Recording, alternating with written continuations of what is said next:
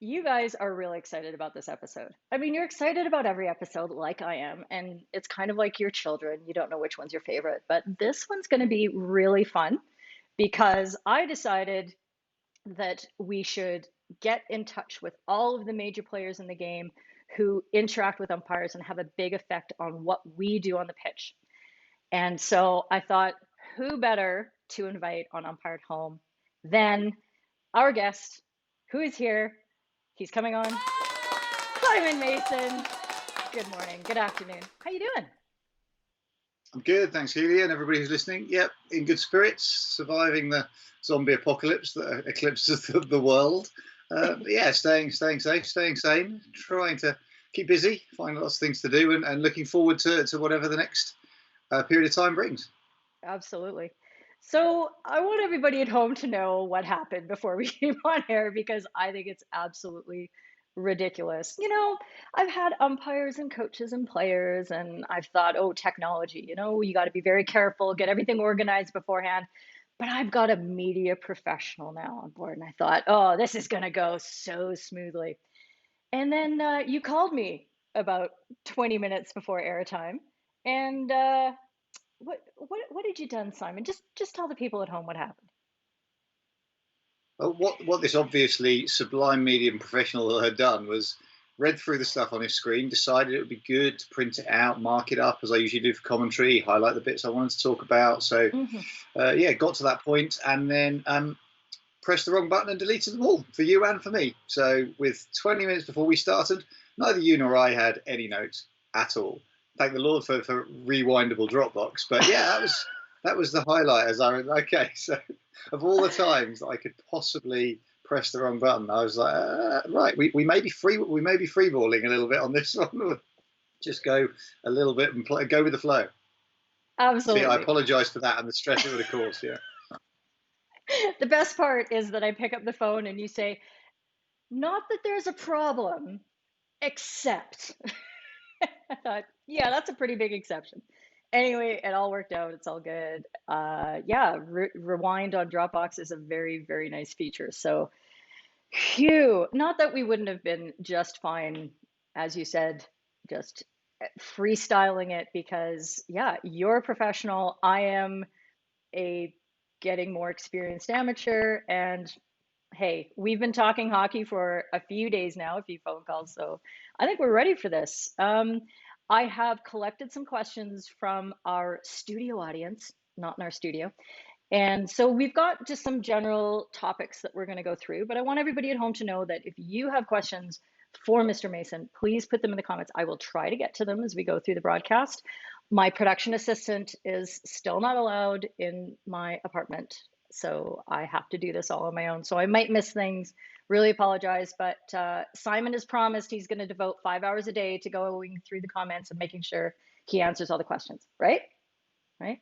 That's the additional clause you put in the contract, right? Is that Yeah. something that I possibly got lost in the email trail, that kind of thing? Yeah. Yeah, well, I think But for you, yeah, I think the anything. clause was triggered when you deleted the notes. I'm pretty sure that's how that worked. There you Okay. go. Fair There you go. enough. So there's some homework afterwards. Absolutely.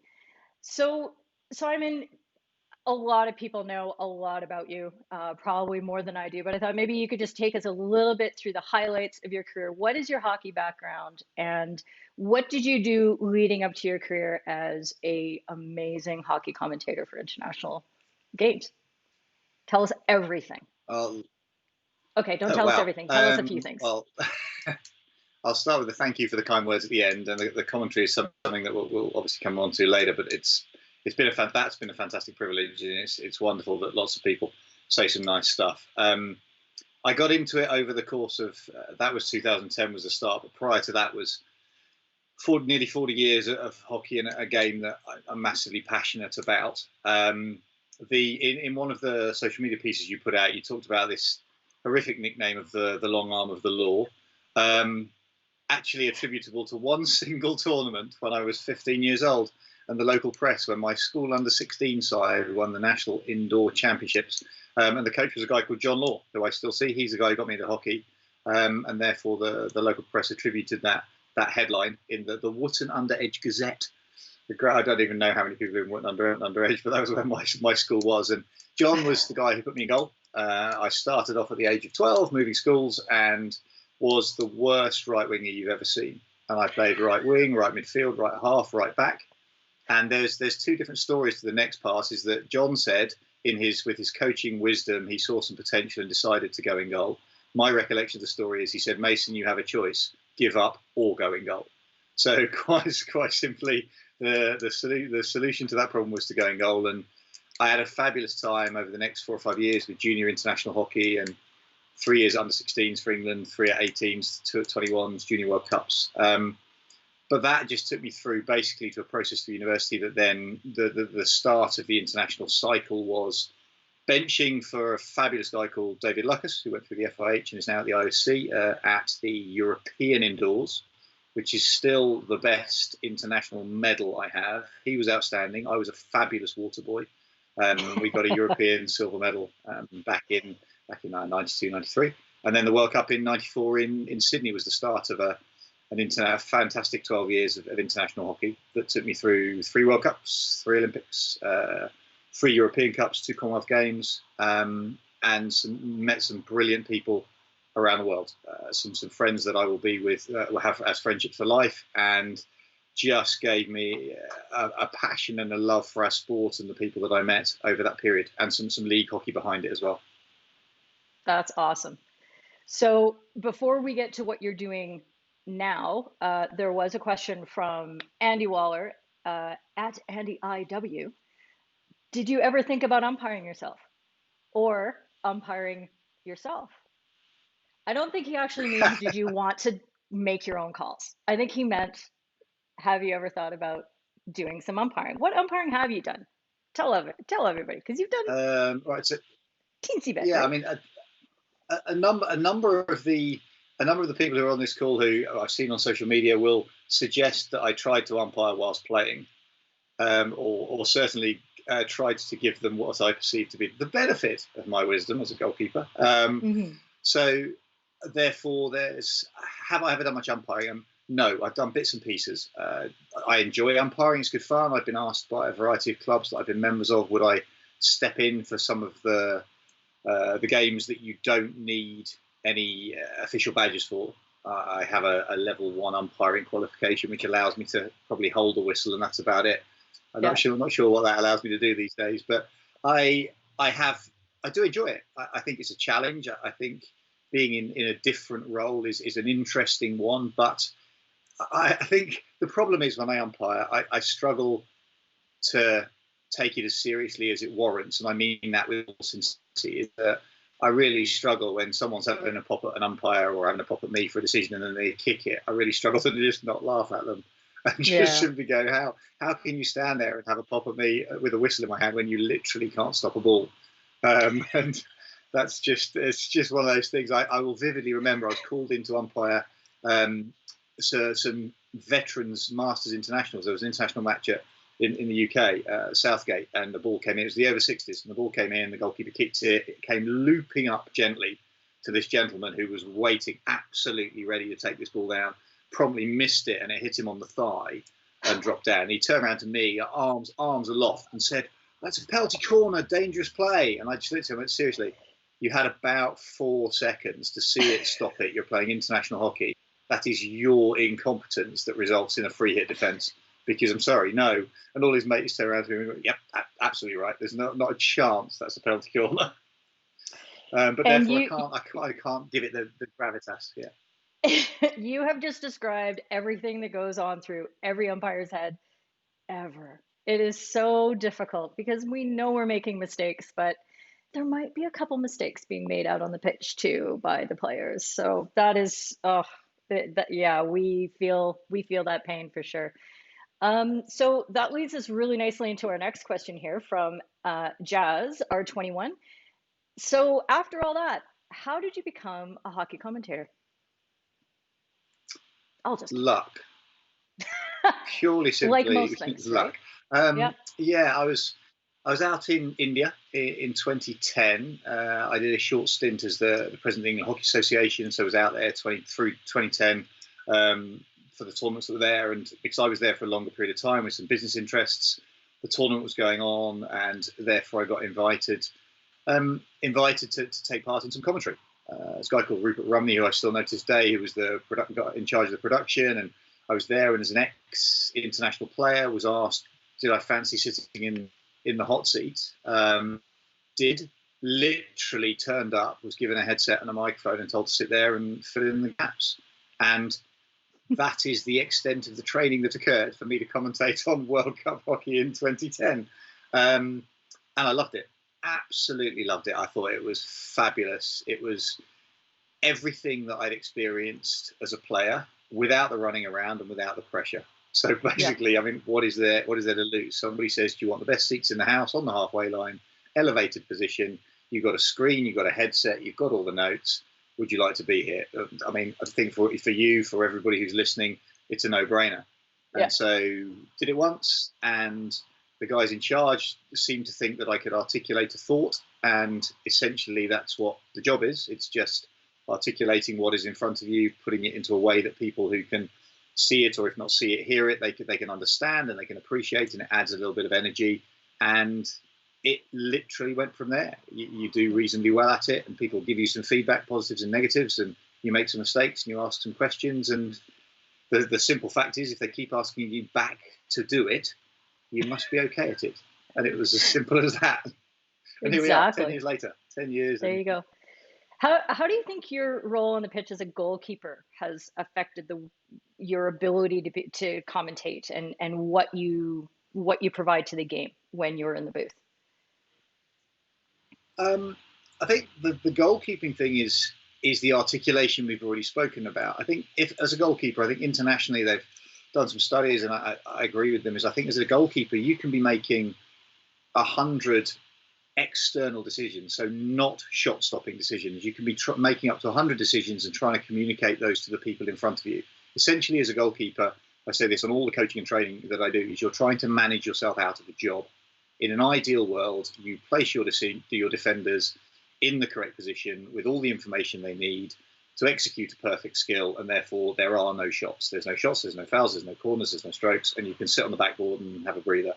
It doesn't happen, but that's the principle behind it. So you're trying to make 100 tiny decisions in a game, express them to the 10 people in front of you, plus a bit of a comment to the oppo and maybe a word to the umpires as well. So there's a dozen or so people that you're trying to communicate with, and you have to do it in a way that is understandable. It's pretty quick, it's clear, and so trying to be fairly concise about that information. And I think that gives you a mental training, a capacity, a competence, whatever you want to call it, to basically take what you see, suck it up into your brain through your eyes, etc., turn it into some words, and then spit it back out again. And potentially with replays and things, also then repeat exactly the same stuff with a different set of words, so people think you're not that dull. Right, absolutely. Here is, George comments that goalkeepers do make the best umpires because you see the whole game and you're obviously totally unbiased. And I think you bring that similar quality of being able to see the whole game from the back of the pitch, don't you? In that you're analyzing everything. There's no checking out. There's no sort of focusing on one area. You've got to take in all of the information on a very regular basis. And I really like what you said about having to make hundreds and hundreds of decisions, even though it doesn't look like you're making decisions. It doesn't necessarily mean you are overtly, I can't speak this morning, acting on those decisions, but it's like when an umpire decides that isn't a foul, that no advantage was gained from that, and we're just simply playing on, but we have to make a decision about that. And that adds up over the course of a game. So that's really interesting. You made a comment to me when we were talking before about how you feel after you've done a game, and the mental energy that you put into it. Tell us about how that all works out when you're concluding any kind of match, really, and how are you feeling mentally when you're done? I think if you care about something that you do, you put a degree of energy into it. It's easy to kind of quantify that energy when it's physical. It's running up and down, you're tired, you get a sweat on, heart rate is up, and those kind of things. And therefore afterwards, the tiredness is understandable. But Mhm. if you're in an environment where, and this is unusual for my role, because usually behind a microphone, you're not in front of a camera. So when I'm here, the expressions and the physicality of the conversation come across. But we were taught very early on in some of the other work that I do in terms of communication that as soon as you remove that physicality, the energy that you have to put into the conversation needs to go up a couple of notches. The volume of the Mhm. conversation needs to go up a couple of notches, because all you have is the words and the expression behind them. And if Right. you commentate on at a conversational tone, it doesn't work, because it comes across, it's really, really dull. And Mhm. therefore you have to put yourself into the right frame of mind. And we joked before this started about having a pre-game warm-up, and we talked about preparation, and we talked about getting in the right frame of mind. And commentary is exactly right, is that I am now, not in the beginning, but I am now paid to try and add something to the game. Yeah. And if that is an analysis of a situation, if I sit there and just talk about it as if it was being drawn on a whiteboard in the changing room, kind of everybody switches off or finds a different com stream. What they want, I believe, is they want some analysis, they want an opinion, but it has to be delivered with a passion and energy that adds to it. My role is called color commentator by a lot of production teams, and therefore I'm adding the color, I'm adding the description. The Yeah. lead commentator, the people I've been lucky enough to work with, and I'm sure we'll name check some of them as we go through, but they do the play-by-play. They tell you what's going on. It's going from A to B to C to D. This is the analysis. These are the stats. And some people, I mean, Ashley Morrison to name but one, and I will deliberately try and name check all of them so they don't get across. His knowledge is encyclopedic. Yeah. But in doing so, then I have to take that out of there and become an instinctive analyst who delivers additional information. What are you not seeing? Why is that happening? What are they trying to achieve? And that then tries to assist the understanding of the viewer, the first time viewer, if it's them, or answer some questions that are being asked inside people's heads in their rooms when they're watching TV. But it has to be instinctive. And that's the thing about the number of games. You go back to your umpiring, you don't have time as top end umpires to consciously process what you are seeing. If you're consciously processing it, the play's gone 10, 15 yards down the pitch, and then you're blowing a whistle to bring play back to something that everybody's already forgotten. And Yeah. so, and therefore the knowledge has to be at a subconscious level. The training that you do, the analysis that you do, the preparation that you do, creates this pot of information that sits in the back of your head, and then somehow this supercomputer of a brain tries to drag out the relevant stuff.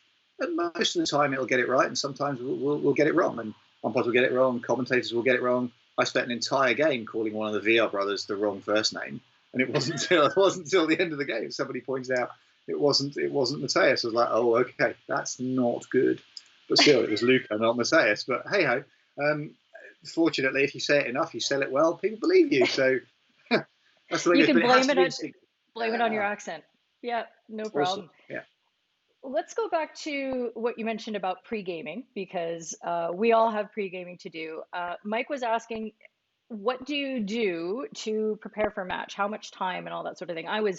I'm very interested in what you do, especially from a sort of rules perspective, getting ready for matches and tournaments and that sort of thing. So tell us about that process for you. So preparation for an individual match in my role is really, on one hand, really difficult pre-tournament, because I'm about to commentate on a game and my role is to interpret the actions that occur during the game. So Right. you kind of can't prep what you're going to talk about relating to the action. What you can prep on is, we'll come back to the rules in a minute, but you can prep on what teams have done in the past. You can prep on who's going to play, and that builds up, but that builds up over years. Yes, you can watch some pre-tournament highlights. If you're going to the Olympics, you'll watch everything in the preceding 12 months. You'll have a load of statistical understanding, Yeah. but it's not my job to go through those stats. So I talk about Ashley, but people like Nick Irvin, Charlie Broom, Mike Absalom, they'll do a whole load of analysis, and it's fabulous working with them because they've different things, but they'll have this almost a desk full of stats and things that they're weaving their way through, and they're tapping all these different call cards and keys and computers and all sorts. And that is their role, is to be analytical and be statistical, and it's fabulous to bounce off that. For me, it's the fact that 10 years of commentary mean that I look at a team list and I try to work out how many of those people do I know, and also how many of those people can I visualize how they play. So I know now off bat I could commentate on the Dutch team, for example, with Kellerman because he runs in a certain way, and Kemperman, and obviously the different goalkeepers wearing different kits, but that's me being a little bit badger geeky about goalkeeping kits. Fair. How do people flick a ball? How do people who is tackling? And therefore your commentary becomes much more fluid because you're not looking at pictures and then trying to look down at a piece of paper to work out who is who.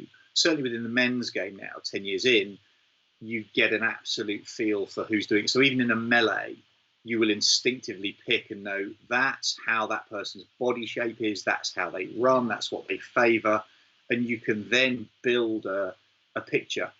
It's also incredibly lucky from my colour commentary position, because there's usually between 3 or 5 seconds between an incident and then me having to say anything, because the lead commentator is taking you through the play-by-play. And so people always credit me and go, oh, you know everybody, and there's this, that, and the other.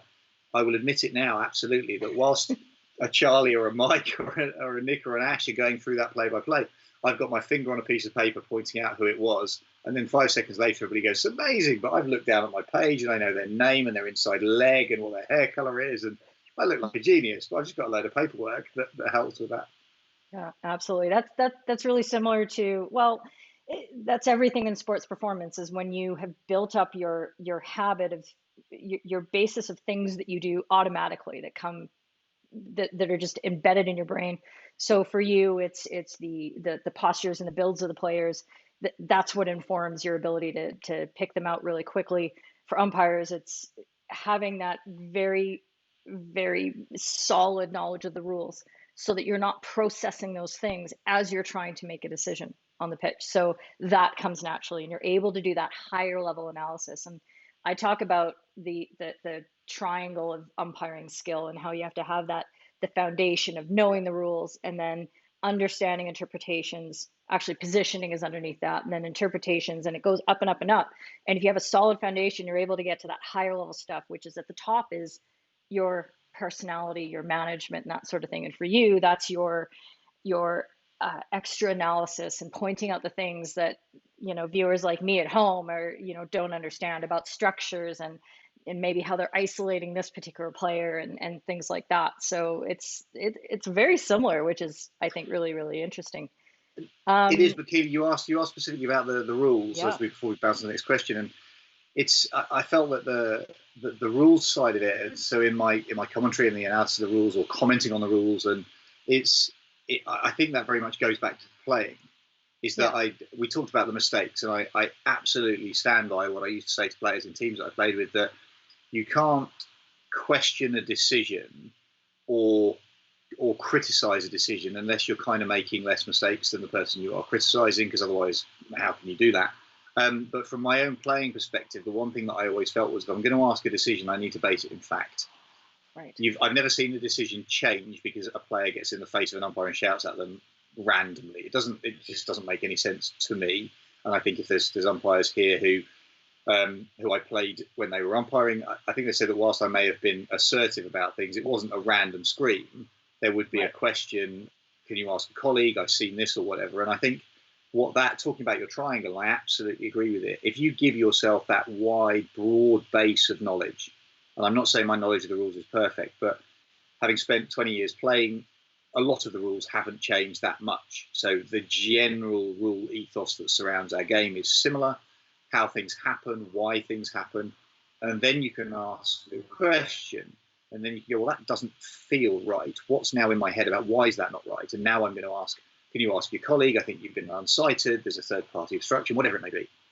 Right. And so to have that basis where you feel something is wrong, and then you can get into the detail of it, which then in my role is then on TV is then going, well, I think now I'm going to go through it in my head and work out why I think it's wrong, and I've got time to talk about that, and then I'll have an opinion on it, and then I'll get it wrong, and some of your colleagues will then tell me quite happily on social media that I'm absolutely out of order. But that, I think, is really important. No, not very often. If you do, it's always polite. We just have a difference of opinion. But Yeah, hey ho, but I do absolutely. genuinely think it comes from playing. It comes from that Yeah. knowledge base that sits underneath Yeah, everything. absolutely. I actually have a clip that you provided to me that it shows you kind of going through that process of working through a rule in your head. So why don't we watch the Kampong Bloemendaal? This is from the That's a crew having 2018 to do some final. superb running inside the circle. I'm going to keep the volume up because it's me talking. He's found the Jonker. Bloemendaal are going straight to the umpire here. He's already asking for the video referral. I think it's his own video referral. Can you please check if that goal should stand with the 5 meters from the free hit? He's brought it on himself, so it's an umpire's referral. That's gone 5. That's gone 5 to me. There was left to right movement before it was even dribbled forwards. So watch this, it goes left, there's a metre there, 2 metres, back again another couple of metres. That for me is 5. Decision coming. So the goal stands. I don't know what. So, oh, you get more applause after that. Well done. So that was a good example of something that kind of unfolded, and perhaps, at the moment, it was a little unsure of which way that call was going to go. And I mean, the umpire wanted to make sure that themselves, and Marcin took the self referral. But I like how you and Nick, worked through that process together, and got to a really good answer. So is that something that you've specifically worked on? Like, I need to make sure that I understand what's happened first before I make any pronouncement on what I think should have happened. Yes and no. In terms of the role that I have, sometimes it's an instinctive and an immediate reaction to it, and I find not quite a lot of the time, but sometimes when I'm commentating, you will hear 2 voices at once, and TV producers hate that. They hate the colour commentator coming in too soon. But I struggle to contain kind of either enthusiasm or degree of criticism or opinion all the time. The idea is that the lead commentator goes through the process, and then when they either drop a microphone away from their lips or they pause or it goes to replay, that then is when I pick up.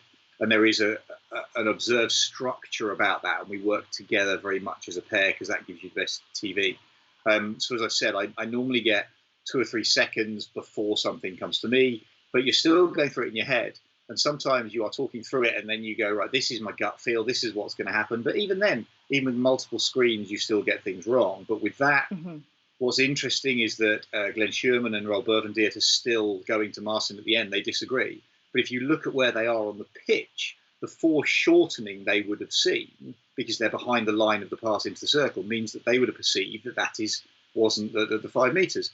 But as soon as you look from the different angles, you can see the distance from the 23 to near the dotted line. You've got the 2 lateral movements. And the beauty of it is that if you are articulating a thought, if you use a certain set of language, you can talk yourself out of it by the end. You can go, well, it looks like even if it's in my head, I'm going, right, it's definitely 5 meters. And you go, right, he's taking it to the left, he's taking it back to the right-hand side, he's driven forwards, he's played the ball in. Looks like 5 meters, but actually on reflection from that angle, it might not be. And so you can bail yourself out of a conversation if you need to. But it's much easier to describe and articulate the process in your head, and then your brain is following up to then make a statement at the end of it. If you just sat there and said, that's 5 meters, you're not articulating the process. You're not showing or reinforcing to the spectator or the new viewer why something's happening. And I think that's really valuable in my role, but I also think it's really valuable in terms of umpiring as well, umpiring communication, and getting to that point where there's an articulation of thought. At least that way somebody goes, I can understand what you're thinking. They may still disagree, but you can then see this process of thought, and therefore what are the words that go with it and what is the outcome. And that, I think, is really useful in that situation. Yeah, absolutely. And what I really like about what you just said is just plucking out the one thing that I really, really liked, which is you talked about angles, and that you have a unique angle on the pitch when you hopefully are there in person, and you're seeing things from one place, and it's a place that not many of us as fans get to watch the game from. And that is different than from what the players are seeing and what the umpires are seeing and what camera 5, 3, 2 are seeing, what the coaches are seeing. And so you can bring yet another angle onto this. And I think you have an appreciation that just because what you've seen there shows you one conclusion doesn't necessarily mean that's the best conclusion from all the evidence. I don't know how better to say that, but yeah, it's seeing that different angles will show you different things, and being open to that, I think, is really important. And I think that's why And umpires really like you on a game, because you get that. You get that more than a lot of people. I think it's where players, if they watch a bit, and some players don't, and they just want to play. I don't mean just at international level. I mean at all levels. And the problem is, as I just spoke about for that particular clip, you've got foreshortening on 5 meters. I still don't understand, and I bring this up. I still don't understand how an umpire who is in a straight line behind a passage of play can call that a player is or isn't 5 meters, because you cannot see it. Your eye doesn't work like that, and I'm really sorry. Unless there's 2 things on the side of the pitch as marker points, it's a gut feel. And I get that it's a gut feel, and I understand we all have to make gut feels, but that is one thing I go, you can't. I'm really sorry, you can't tell between 4 and 5 meters. Yep. In general, we'd have to discuss it, but it is that foreshortening, and I think therefore understanding there's a whole different set of angles, and particularly at international level now, Keely, it is so fast. It is ridiculously quick. I mean, I think I have between 5 and 8 seconds to articulate a thought for outdoor hockey. For indoor hockey, I've got about 3 seconds. You've got no repetition. You have to come up with a couple of sentences. At the same time, I've got somebody in my earpiece telling me I've got 5 seconds to come out until the next replay and passage of play. And it is so quick. So for umpires at any level, but particularly as we go up the performance levels, it's ridiculously quick. The players have to execute their skills in a microsecond in terms of get it, trap it, get it away. And for umpires to make big calls in that, it's becoming harder and harder and harder. And therefore, the work that is done is getting more and more valuable in the analysis and the work. And we can discuss whether there should be more opportunities to train and to practice, because the players are training and practicing more and more. So how does that happen? How does that affect the difference in any kind of performance gap, if there is one? But it's a tough call in real time. I'm massively glad that I've got 2 screens, 3 people, and someone in my ear. Sometimes, if you're in the middle of a huddle and it's a huddle in German, and I've got someone in my ear who happens to speak German, and they translate it for me, and then I look like a complete genius because I can understand 17 different languages during the course of a tournament. Of course you can. It's all about the people. It's all about the people you surround yourself with. Of course you can. Just going back to your comment about the 5 meter distance, you're absolutely right. The umpire who is in line with that play isn't going to be able to call that. Little hot tip for you and for everybody at home is that is why we have a colleague who is over on the other side of the pitch and hopefully arranging themselves at an angle that they can actually see that 5 meters. So for example, if I'm on one side of the circle and I've got a player who's about to take an aerial from the opposite sideline, I am the one who should be telling my colleague who is down that line whether the defender has backed off 5 meters, for example. So that's the cooperation that we need to have, because we know we can't see that unless we have, like you said, external markers. So that's one of the good parts about there being 2 of us instead of just 1. So really good point there for sure, though. That was great. I can't believe how many questions have been coming in here. You guys got to stop, because I can't catch up with all of these things. This is crazy. Let's try this one from Dominic. I tried to bring it up before. There have been a lot of rule changes in the recent years. If there's one change that you can make, everybody loves this question. What would you do? One change to the rule book right now. Green card, you have to run a lap. Oh man. That would take me 5 minutes. So that's I a wouldn't stupid thing. We actually talked about that in the different levels. Can you imagine? So international level, you come off, you got to run a lap, and people will be running it as fast as they can.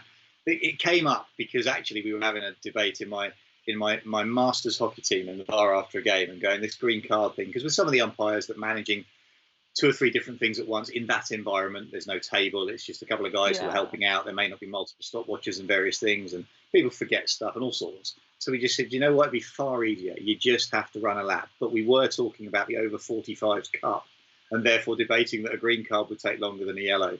So that was brought in, but it was an entertaining thought. Yeah, In accurate. in terms of actual rule changes, what would I change? I think at the moment I would the rule that is hardest to blow is still the overhead pass. It's still the 5 meters. What's 5 meters? What's not? Should it be blown on danger? I think we need to do something about it, and I just don't think it being a distance concept in my mind works, because the distance in a split second is almost impossible to understand, and therefore I think the danger rule, turning it into is it or isn't it dangerous, whilst that's interpretation, I think you would actually get people blowing on the side of safety, but also you would get some different skill levels at international levels. So if I'm standing stationary and a guy comes in front or a girl comes in front and picks that clean off my nose and takes it away and runs away with it, there's no danger there. There's potential danger, but you're going to go, well, at that level, the skill level, you watch what the players do at that level now, the skill level is so high. But at the same time, if that's thrown into a contested space at under 14, you just blow it as soon as it's coming down. So it doesn't change the concept. The problem you have at the moment is you've got someone running into the space with their hand aloft, signaling 5, going 5 meters. You go, well, 5 meters what? I mean, I'll just stand here and just object to stuff. And I don't. That's probably one thing I think we could try and clear up over time. I don't have an answer as to how, but I think that from a commentary perspective, that's the one thing that causes one of the greatest issues. That and backing in as a goalkeeper. But we're going to come back to that. I know we are.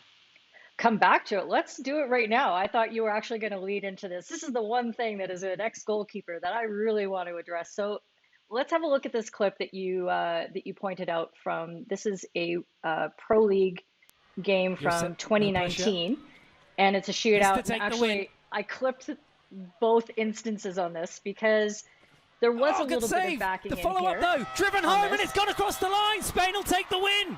Yep. I'm going to turn down the sound a little bit, but this was just the first one, and it goes to referral, and actually we see that the ball actually pops up off the German keeper into the leg and just goes over the line before the 8 seconds runs out.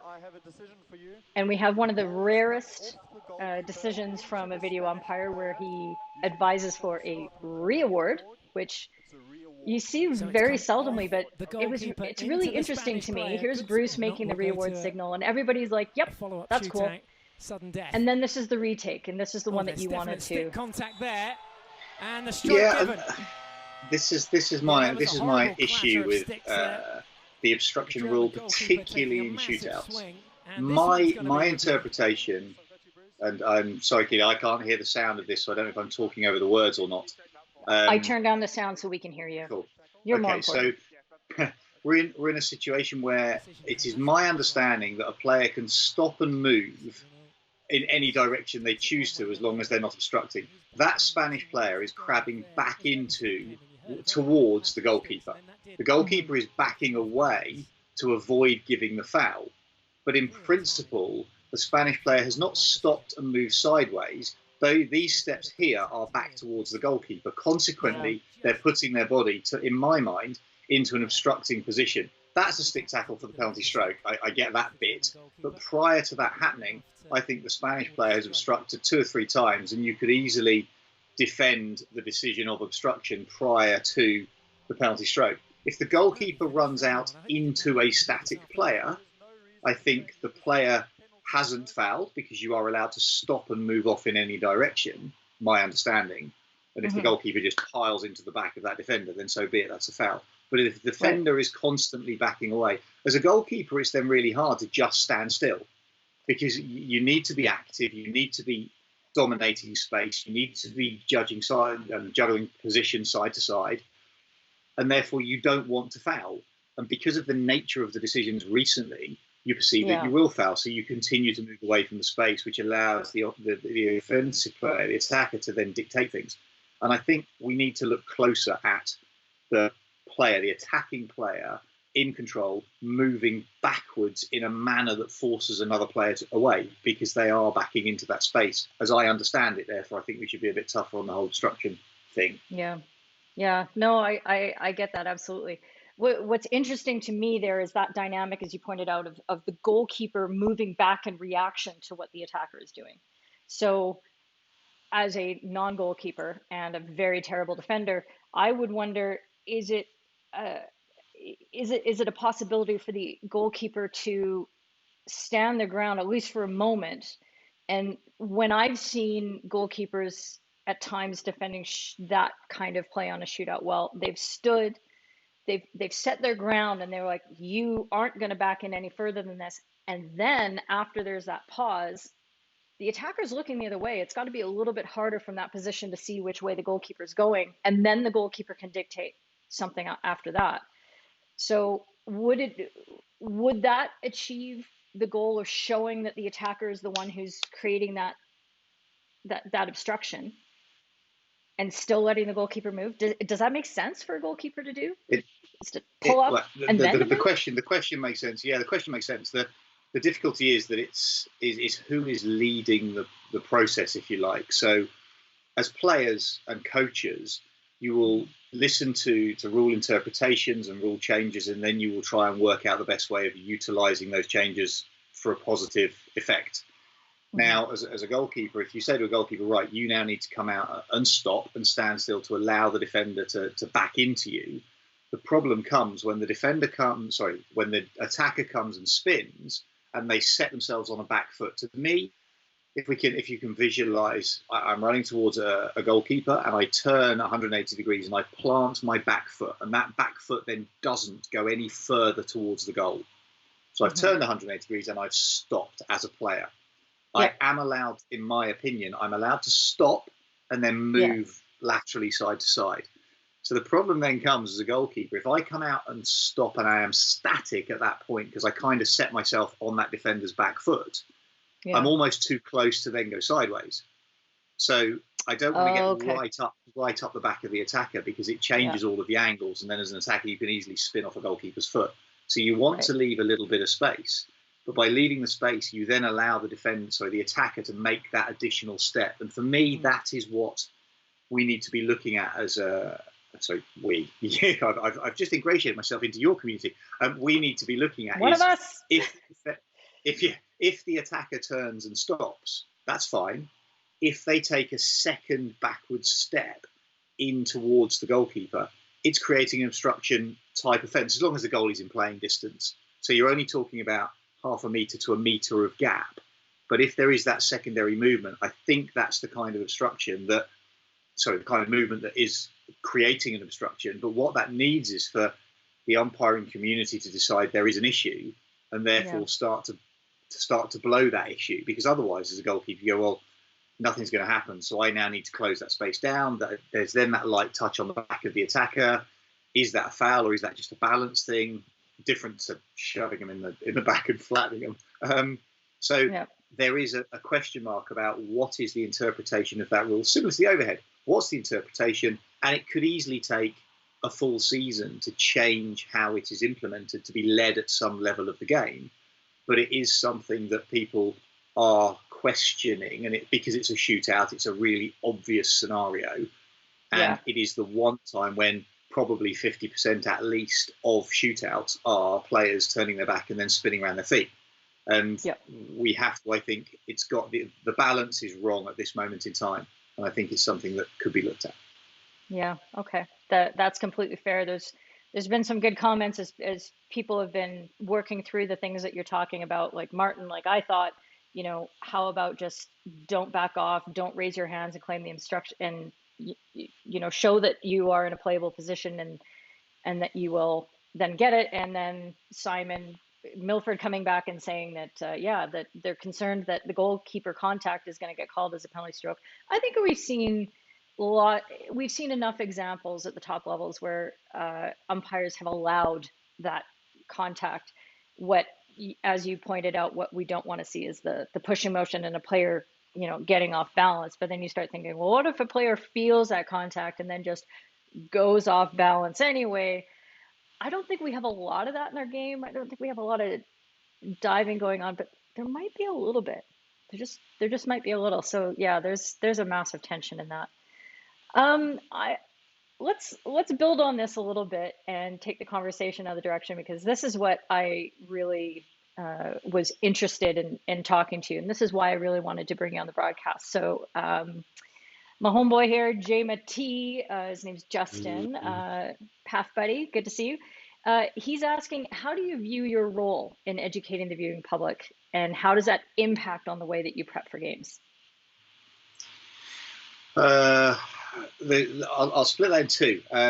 Sure. Big question. Do I perceive that my role is educating the public at all? I think the thing for me is that I care about our sport, and also having played at a level, I have a horribly competitive spirit of wanting to do stuff as well as I possibly can, whatever it may be, and therefore I believe that doing my job well enhances our sport.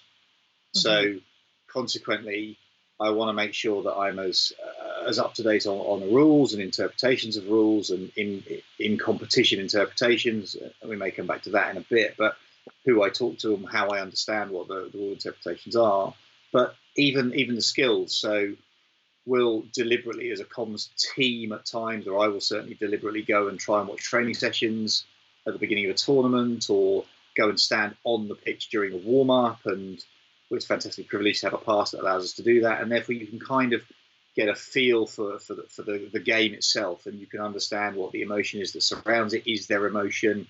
And then simply try to put across and, as I say, articulate a whole load of thoughts that enable the people who are watching to enjoy it more. I definitely don't try and pitch what I say at a beginner audience, an intermediate audience, or an advanced audience. I have absolutely, I think, no difference in how I speak about our game, regardless of whether it's BBC, BT Sport, FIH, EHF. It doesn't matter. It is my understanding of a set of skills that I'm going to try and talk about. But it might be that I just simply say that is simply amazing, because if you say that, and this is a bit of TV production stuff, is the beauty of putting a simple, passionate statement into a passage of play is that behind the scenes there's a production truck with a whole load of screens and people listening to what is being said. And if you have a good-sized production team, is that the producer or the director will hear that comment. They will then dictate to the team in the truck to try and clip that highlight, and then they will play that back to us, and they'll tell us it's coming. Right. So you can almost see a skill, and you go, people would love to see that again in your head, and so you just say, that is just genius, or amazing, fabulous, whatever it may be. It can be a single word, but it can then come back to it, and you can then pick up the whole super slow-mo, beautiful pictures that the modern high-definition cameras pick up. And that, to me, is it's not an education, it's an enhancement. It's allowing people to see something that a more advanced eye, such as mine, has seen in real time, but actually it's happened really quickly. And it might be a little dink over a stick, it might be a move between the feet, it might be a little bit of reverse to forehand 3D skills, whatever it may be. But by working within the whole framework of TV production, we as a team, both the lead comms and myself, can then build a picture and put the words around it to enhance the viewer's experience. So I don't see it as education, I just see it as enhancement. And if people occasionally say I get a little bit too technical, but I kind of shrug my shoulders and apologize, because as soon as you bring that down a level, it becomes less genuine, less sincere, and less immediate. Yeah, I completely agree. And yeah, I mean, I am very happy to declare that I think you do have an educative role in all this. And I think it's important that you don't dumb down, your explanation of rules and things like that. When you said that the directors pick up on your comments like, that's amazing, and then they pull out the clip from that, do they also respond to times when you say, I'm not sure what happened there, or oh, that wasn't the call that I was expecting, or the decision I was expecting? Do they go back to that footage as well and maybe pull that out if it's a important enough call? Absolutely. I mean, decisions like that, it is unusual if they're between the 23s, or 25s, 23s, whatever people call them around the world, and it's unusual to come back to that, because between those two markers, you kind of just want to let the game breathe. You don't want to overkill it. You don't want to do too much. Inside the 23s, it is likely that if there's a moment that's contentious, it's going to get clipped anyway. Yeah. unless it's in a really rapid passage of play. And sometimes we also have something called a lazy mic, which is we can press a button and we can actually ask the truck, in certain circumstances, if we're on site, we can ask them to go back to something. So, Okay.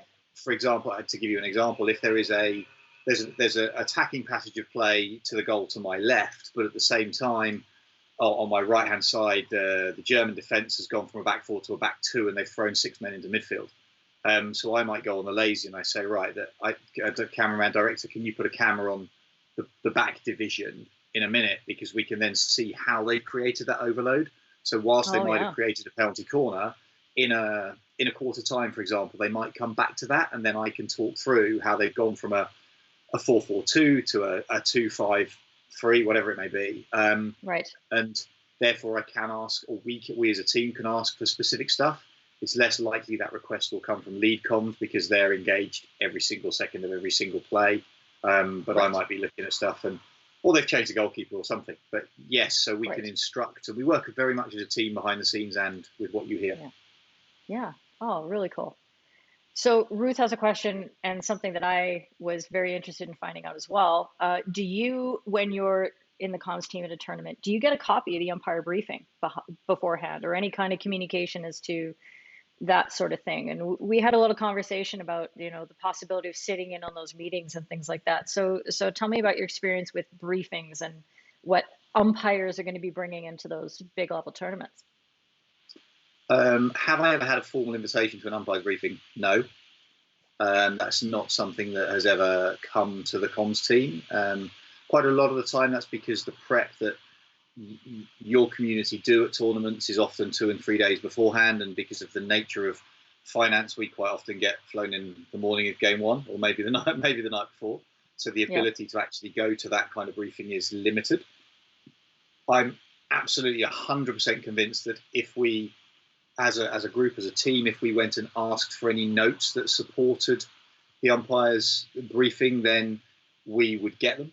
I don't think anybody would ever deny that to us. But what we do have is the teams, the people that I'm lucky enough to work with now have been around the game for quite a long time, and some to more degrees than others will have great relationships with the umpires on the ground. And I enjoy chatting to the umpires, and if I just keep it very, very personal in terms of, I will try and chat to the umpires and the TDs and the tournament officials and on all the different roles beforehand, and go, right, what do I need to know?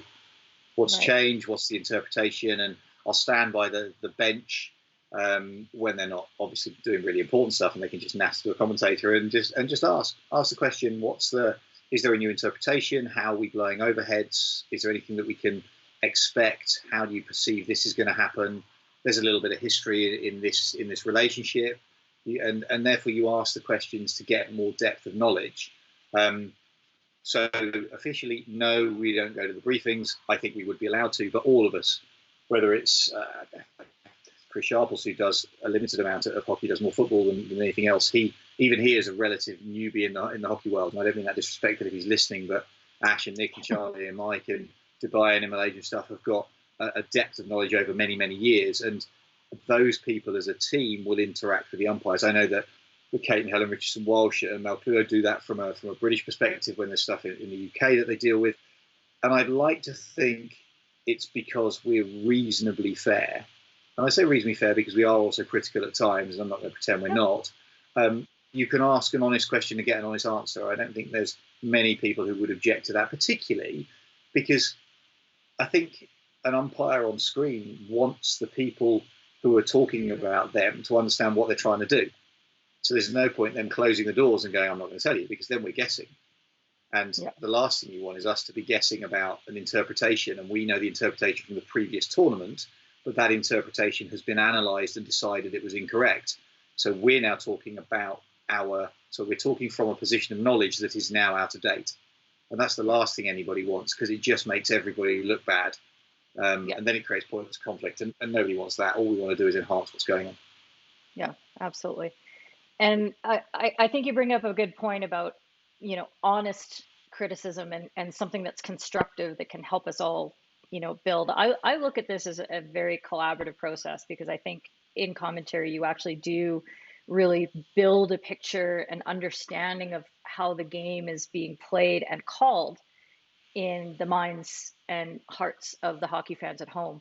And so when you say that, being able to question the umpires and getting answers back from them on certain calls or interpretations is really crucial, I absolutely agree with that. And I think you can see, I think anybody at home that's listening to you commentate a game can see that that's exactly the process that you go through. And it's very much about inquiry and learning. And I contrast that. I wrote an article for a small magazine you may have heard of called the Hockey World News. I don't know if you've heard of it. I think it was the February 2018 edition, and I wrote it after the conclusion of the Interworld Cup, and it was called "Selling Out the Umpires to Sell the Game," and it was a rather stern, scathing look at what I think the role that you guys have on there. And so I would contrast a commentator who said something like, "That's terrible. That decision never should have been made. There's no way you can support that," and that sort of thing. That is very different from the approach that you bring to the game, and many of the other commentators as well, in saying, "I'm not sure why that was.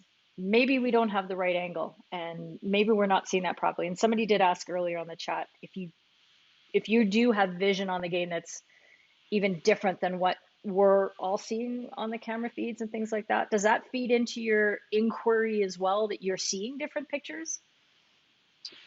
The different pictures is very much about the size of the production. So if you go into the original EHL or the top spec of international competition, you could have anything up to 13 cameras, I think is the most we've had at any given time. Now, every single one of those cameras has to have a screen in the production truck, and therefore there are so many different angles. You could never play those through our screens or even through the video umpire screens. And they're looking at things in a slightly different way as we are. Do we have different viewpoints? Yes, sometimes we can do. We can have screen in screen and split vision.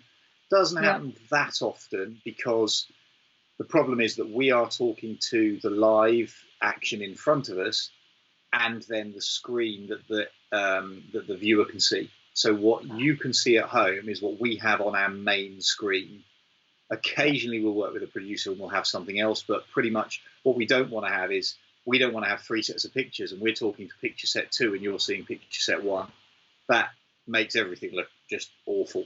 Or sometimes we miss it, and you'll sometimes see us get caught up, and we will be, the words won't match the pictures. And the reason for that is that we might have missed, sometimes when a replay comes in, there's a sting, there's a little piece of sound.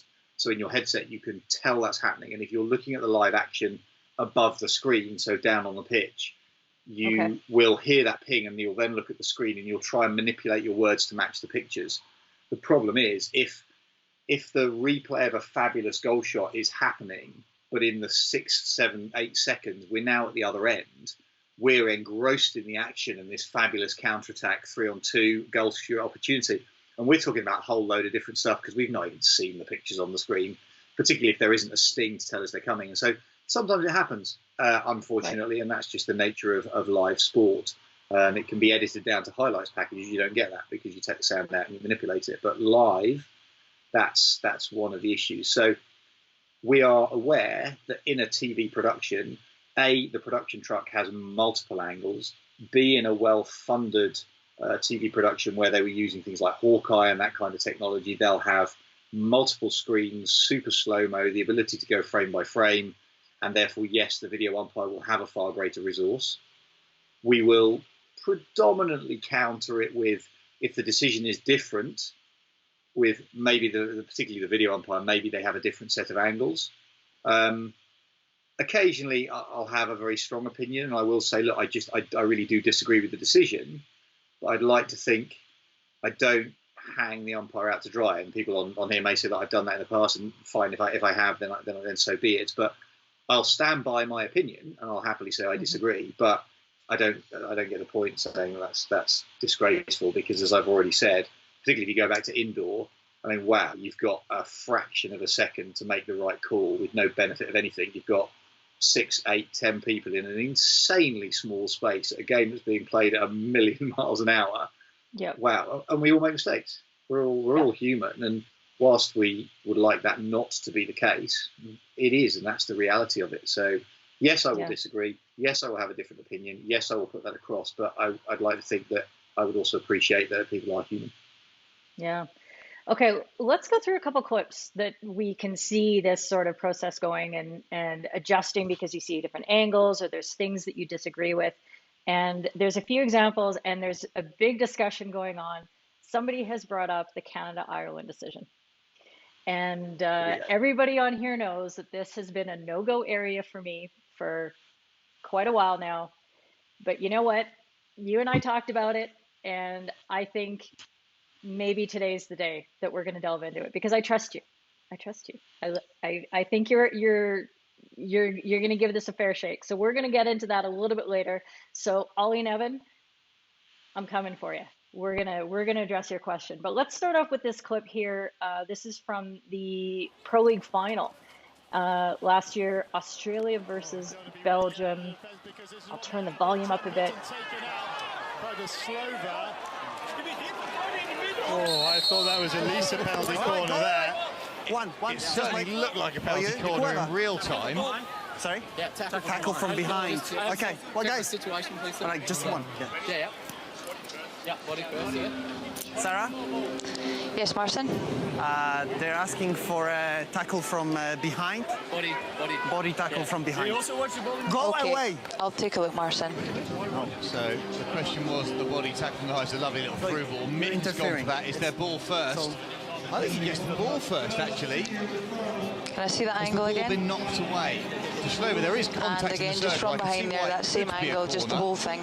But where's the ball gone away? Has it gone away from the player to the extent he can't get on it? Can Mitten get on that ball when Slova's touched it? I know it's Sarah Wilson who's got to decide. And from behind, please.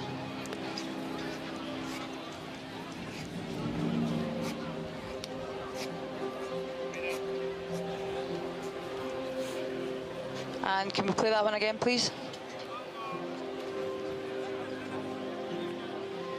I don't remember there being, so I thought there was more replay players are waiting. in this clip, but yeah, I mean, so it's coming, isn't it? I mean, so Sarah's having a good look at it. Obviously, the pass to play, Martin originally put his arms out for a 16, and therefore didn't see a foul in the process.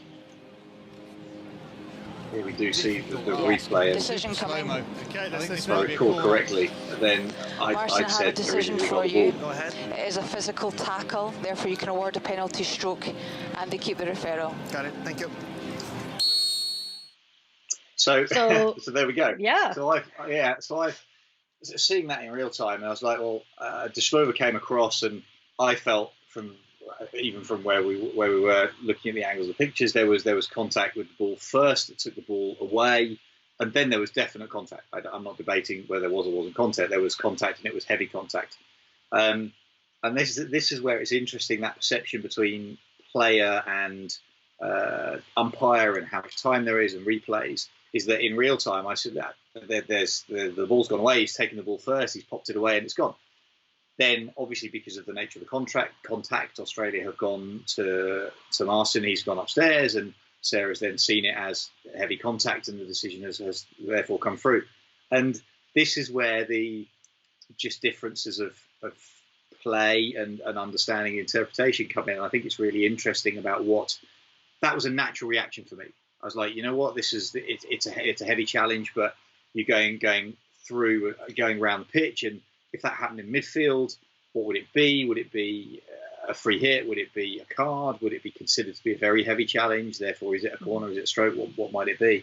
But all of that is conscious thought that happens after you've seen the first thing. And I've gone, yeah, the ball's gone. That's fine. Carry on. But that's where things change, because the Australians are physical. They're one of the two most physical men's sides in the world. The Germans being the other one, and they get away with quite a lot of stuff. But they'll happily kind of dish it out, and they'll set a level of physicality. And what's interesting, having spoken to some of the GB boys, they were very much, if you go back 4 or 5 years, they were getting absolutely beaten regularly by the Australians. And their change to get results wasn't based on tactics, wasn't based on technique, it was based on physicality. And they said, you know what, if we're not prepared to go shoulder to shoulder, we're going to give away percentages to the best team in the world. And consequently, I think there's a real interesting scenario with different levels of physicality in different matches, because I think you can have some games where there's been very little and then there's a big heavy challenge and suddenly it is something. But on the other hand, if there's been a toe-to-toe and there's been pretty much you know what, we've gone toe-to-toe for the first 2 quarters, and therefore we're going to kind of let it go, otherwise we're going to be playing 6-on-6. And we can, and it's again, and that's about game management. So in that scenario, I was wrong. The decision was something completely different, but it was based on an instinctive reaction because there wasn't that chance to process, a bit like the 5 meter thing earlier on. You can talk your way through that. That one is it a hit or is it a physical hit contact or is it not that means something? I didn't think it did, but Sarah obviously was in the box and felt that it was. Yeah, there you go. Obviously, I agree with Sarah's decision. I think, you drew the right comparison when you talked about, would that have been something more than just a play on or a free hit elsewhere in the pitch? And there is absolutely a level of physicality that we accept. And a lot of people argue that it's at the international level, we allow too much physicality to go. But when that physicality results in that player not being able to reach the ball that they could have reached, and that physicality was a intentional decision by the defending player to take that shoulder in and to put that nudge in, that would have been a card in the middle of the pitch, I think. And so I'm not surprised that it came back to a stroke. Somebody did, I think Ruth asked if it had resulted in a card as well as the stroke in the game, and no, it didn't. And a lot of umpires ask, so when would you want to card that as well as give that upgraded penalty? And my advice would be in that situation that it's when you need to send an extra message. A stroke is a big penalty, obviously. It's almost a goal. So I think it's only when you need to send that extra message to the player that that person really does need to sit off on the side and think about what they've done. So usually it's a repeat offense. The tempers are still escalating, and that isn't going to be considered by the players enough to calm them down. So just throwing that in there for the help of the people at home who are asking those sort of questions. So let's turn to the Canada-Ireland video decision. You and I talked about it a little bit briefly, and we especially talked about the context around it. And Ollie Nevin here, I think it's his first time on the broadcast, and he's like, I'm sorry, I didn't know this was going to be a sensitive topic. And just to set the stage for everybody who may not know of everything that happened, and Simon, I'd love for you to fill in some of the gaps because you had a different sort of view of what was happening behind the scenes as well. But being a friend of Diego's and being very present on social media, I think we all saw the amount of vitriol that came out after that decision. And it was so bad that Diego was receiving threats. He was receiving death threats to his social media and to his Twitter, and had to close his account down. When I touched base with him, he was okay. Everything was fine, and he's doing really well and that sort of thing. But that was a very, very concerning event from obviously the umpiring community's perspective. And we sort of, that's one of the reasons why, and all the things that came after the decision that, Ollie, I haven't been super excited about talking about it because I talked about it a lot for the week. And Simon, you had some sort of thoughts about what was happening afterwards and the role of other voices coming in and talking about a decision and how we as a community need to handle that. Can you share a few of those thoughts with us before Absolutely. we look at the and actual I think decision? Yeah, and I think I'll preface it, if I may, by there's what people sort of occasionally need to understand is that you've got two teams of individuals who are trying to achieve the pinnacle of performance. They're trying to get to an Olympic Games, and they will have sacrificed years, potentially 4, 8, 12-year cycles to try and get to that point. Yes, there might be some newbies, there might be people who've only been in the squad for weeks or months, but in essence, the reason that something like this creates some of the outpourings is because the life dream for people has been affected. For the Canadians, they were moments away from it not being something, and then all of a sudden it becomes something. And for the Irish, they were in a different, the other side of that, and therefore it is very easy to stand back from it and make judgment calls and various things. And I've been critical of some of the responses to it, so particularly towards Diego, because I thought it was unbalanced and unreasonable and just should not happen. But the fact is that you've got people, this isn't just a game. This isn't we've lost a game, we've lost a championship, or even we've lost the World Cup. It is about the pinnacle of success that some people try and achieve over the course of a 10, 12-year cycle, and it is everything. And I mean, there will be people who have sacrificed absolutely everything to try and go to Olympic Games, to be one of that very special club. So I'll preface it with that, because that's why people are emotional, and I do therefore understand some of it. From an outcome perspective, it's interesting to watch. I watched it and I saw it, and it's when things happen that are out of the ordinary. And I think this is where kind of you and I got to, was there's a scenario as we go back. I think it may come up now possibly. We've got a scenario here that the Canadians are now down that left-hand channel. The ball's gone to the baseline, and then this happens. And that happens, and the umpire at that point has clearly got his arms outstretched and doesn't perceive there to be a foul. It then goes upstairs. We go through the process. The Canadians have gone to video referral, and we're talking about the last few seconds. I think this is overtime, isn't it? Even is that the appeal came before the end of the time. So consequently, because the foul was within game time, it is allowed to be reviewed. So they've gone upstairs, and the question comes in, and then Diego in the box has to analyse probably the biggest decision he will ever have to analyse ever again, because at this moment in time, people's careers are about to change or not. So we have a play down the side. The Irish defender steps in. There is some degree of contact here.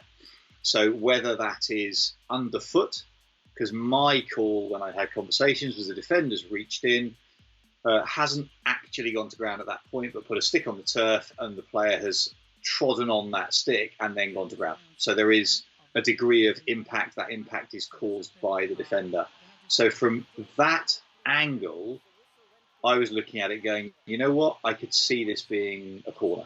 It was in my head at that moment in time. That was my expectation. And I think that was the expectation of a majority of people who were watching it. And that's because having watched, let's say, 10 years of international hockey, what you kind of come to expect is what you come to expect. It's what you've seen. I couldn't recall, and I can't recall in my head, a scenario in that situation with a player driving down the left-hand side, only just inside the circle, with multiple players around them, with a decision that then went to a penalty stroke.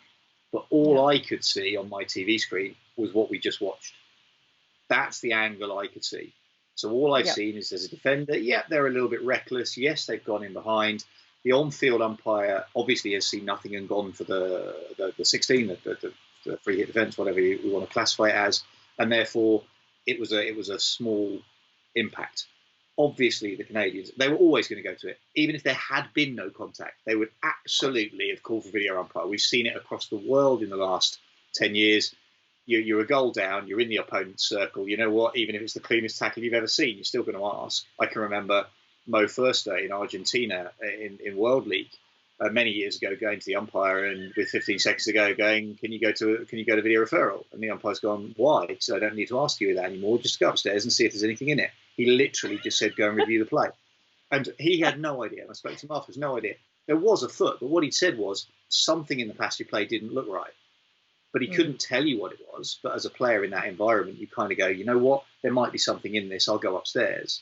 Yeah. And my interpretation of that scenario was the Canadians, they're on their last ditch. They've gone into that situation. There is some degree of impact. The player's gone to the floor. Of course they're going to refer it. They're not going to stand there and go, "Oh, we don't want to go to the Olympics." They're throwing everything in. They've gone all in at the poker table. They've chucked all their chips in, and it's gone upstairs. And then I was surprised by the outcome, but all I could see was what we've just seen. There was a limited number of cameras, but there was more than what's been seen. And my understanding is, having had conversation with a variety of people, is there were multiple angles that didn't get onto TV. And as I understand it, as you've explained to me, that Diego is absolutely categorically very fixed about the fact he saw stuff that was very clearly intent to foul, therefore it's gone to a penalty stroke. That's what, as I understand it, a number of people have explained that to me. So my interpretation is it was a foul. My expectation, based on what I think hockey populations have seen over the last 10 years, was probably a corner. But then Diego's got his multiple different screens and interpreted it in a different way. So that is then the outcome of that process.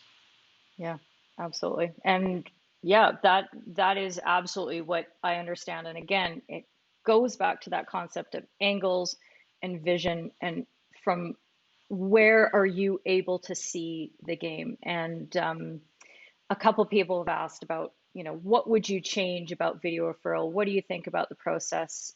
Maggie, actually, our friend Maggie wrote in earlier and asked, what would you change about video referral and the way that we've implemented it? I know that my answer to this question, and I'll get yours in a second, is that I would change how the fan at home can see what the video umpire is seeing, because that's what this whole decision turned on. I mean, at the moment that the incident happened, Diego knew that he had a massive decision to make, and it didn't matter which of the many ways he could have gone. No matter what, he was going to get it wrong for half the people. So, in his mind, he had to put that aside, and he had to look at all of the evidence that he had and only come to the correct decision, in his view. Maybe not the safe decision, not the expected decision, but the decision that he felt, and he thought that that was his job, was just to be as accurate as he possibly could be from an objective, empirical, I've got 6 camera angles point of view. And that's where he came to. And it was so difficult to put that across to the hockey public, wasn't it? And even as a commentator, you could maybe guess that there were other cameras, but you didn't know for sure as you were watching this game from afar. Nobody at home knew that there were other camera angles, because all you saw was what was being presented on the broadcast. And for me, that's what I would change, because that doesn't help video umpires whatsoever. It, again, kind of sells us out. It puts us on the chopping block, because it makes it look like we don't have the angle to make that kind of decision, whereas we do. So in addressing Maggie's question for you, Simon, what would you want to change about the video referral process, if anything? I mean, I think it actually works fairly well, other than that transparency aspect. Yeah, what would I change? The problem with video umpiring is that it's compromised by a lack of cameras. As I understand it, and I'll happily stand corrected, is there were only 4 cameras at that Canada game. So from what I understand, but that's just it's different opinion. It doesn't matter. It just makes it hard. The lower the number of cameras, the harder the harder it is in terms of analysis. That game wasn't helped by the fact that the comms team, and I think it was a guy called Sam Martin, certainly was doing it from an Irish perspective, as I understand it, and they asked in about minute 5. They stated in minute 5, I hope this doesn't come back in any sort of video umpiring issue, because there was an early decision that was given in a different manner, because it couldn't be seen, so there was no advice possible. And no advice possible is pretty much the only outcome if you've not got enough camera angles and you can't do the work. But the difficulty with doing video umpiring well is you are talking about a multi-camera digital analysis involving a company such as a Hawkeye type thing. And essentially, what would I change about it? I'd like to find millions and millions of dollars to be able to put a high-class 10-camera video analysis unit into every single international competition. That's not real, because that's never going to happen as we go down the tiers of competition. You might justify it at a World Cup or a European Cup or an Olympic Games, but it's never going to filter down where nations have to pay for their own TV production. And that's our sport. We are not a multi-billion pound dollar presentation sport such as soccer or football, and we go with what we go with. It raises lots of questions around board tables and dining tables and about what should we even have it? Should it just rest with the on-field umpire? Well, rest with the on-field umpire, then that decision was a free hit defence, and the Canadians would feel hard done by because they perceived there was a definite foul in the circle. And so it's almost impossible. All I would say is that we need to try to make sure that when we have video umpire, that it's at a good level. It has the technology associated with it. That will require us finding funding to make that happen. And therefore, potentially, unfortunately, splitting certain levels of competition. And I know in the past 24 months, we've had some levels of competition that haven't had video umpire at any of those tournaments because they could only afford it at one of those three. And I'm going back to thinking it was the Olympic qualifiers, possibly. It was, can't remember which one it was. So They Malaysia had it in Malaysia, was able to do it, but they couldn't do it in Le Touquet or Valencia. Was it Valencia? Where the Canadian women were? Because they couldn't, therefore you have to have consistency across all the competitions because that's the IOC regulations. Because it's an Olympic qualified tournament, it has to be regular across everything. And there's always complexities behind it. And I, to kind of probably wrap up on the Canadian-Irish thing to some extent, is that it was always going to be difficult because there were a limited number of cameras, the specification. I know the Irish are discussing or were discussing that with people. Was it fair? Was it reasonable? Should they had it? And I'm not casting judgment on it. I understand, and I've spoken to a couple of friends of mine who are with the Irish and one of the guys with the Canadians, and it's that moment, and it's sport, and it is soul destroying because of what has happened. But if you step away from it and you then look at it coldly, analytically, the ball was 100 yards away from the Irish goal with 17 seconds to go. One of the Irish defenders at right half stepped out to try and intercept that pass to left wing and missed it, and therefore the players then suddenly got behind him. Then in the shootout, I believe I can't recall it exactly, then they had an opportunity to win that shootout. And there's multiple different things in sport. You go back through the whole game, what was missed, what wasn't missed. I've sat in that. I haven't been denied an Olympic place, so I can't say I understand that, and I'm not going to pretend that I do. But I have come across games where with 15 seconds to go, you're winning. Back in 2000, we had an Olympic place in 2000 against New Zealand with 15 seconds to go. With 15 seconds to go, we were going to the Sydney Olympics, and we tried to counter-attack. We didn't need to. We could have run to the corner flag. We gave up possession. And with 15 seconds to go, the ball came 75 yards back into our goal. And at that point, yes, we had another opportunity, don't get me wrong. We had another opportunity. We had one more game, we did qualify. But at that moment, you go from, we're going to the Olympics, and you can't help that in your head, into a soul destroyed, the dream is over, because you can't rationalise it. And unfortunately, from Diego's perspective and the passion of the Irish guys and how they felt, I get where it went to. I think it should have been shut down in a different way, a little bit earlier, and there was communication that should have happened. And it didn't, and I think that's a little bit poor, but that's my opinion on the matter. But anyway, that's my perception of it. Yeah, it's one of those interesting things that in hindsight, and as things were unfolding, it seemed really obvious to me that there needed to be a statement that came out earlier. I mean, it was, I think it was at least 10 days before we heard anything, and the discussion had been savage online and had gone through all that. And in hindsight, it seems very obvious that it should have been something that within a day or two, there should have been a very clear statement. There should have been an acknowledgement, perhaps from Hockey Ireland, that some of the statements had been made in the emotional moment, and we apologize for any harm that was caused to anyone and that sort of thing. But we hadn't had a moment like that yet. We hadn't really had a massive decision that there's been a few, but not one that really felt to one side that it decided an Olympic spot, as you said. And you did point out again, and something that I stress over and over again, that matches are not decided by even one decision, even if it's the last decision of the game, which this was not. That it's all of these infinite things that happen throughout the game that cause a ripple effect and can go on all in these kind of directions. And I think as umpires, we appreciate that because we understand how many decisions are being made. You as a commentator understand that, or as a goalkeeper in your experience, you understand all of the thousands of things that can happen that come to that moment and then come after that moment that can get to the result. Just before we completely wrap it up, because I mean, if I'm going to rip the Band-Aid off, I'm going to tear off 14 layers of skin while I'm doing it. A lot of people are asking on the broadcast and have been asking for a while, why didn't they use those extra angles in the footage post-match? And Simon, I'll explain what I understand about the process and you tell me that I'm wrong, because this is all rumors, of course. But my understanding is that there isn't just the question of having camera angles that feed into, let's say, the video booth, but you need extra cabling to take all of that to the real production truck. And cables are massively expensive. I understand that at the Women's World Cup at Lee Valley that, it was 30,000 pounds to string an extra cable around the stadium in order to get another camera going from the opposite angle. And they were like, nope, can't do that. And then there's also the cost of the rights to that image then going out to the public on the broadcast.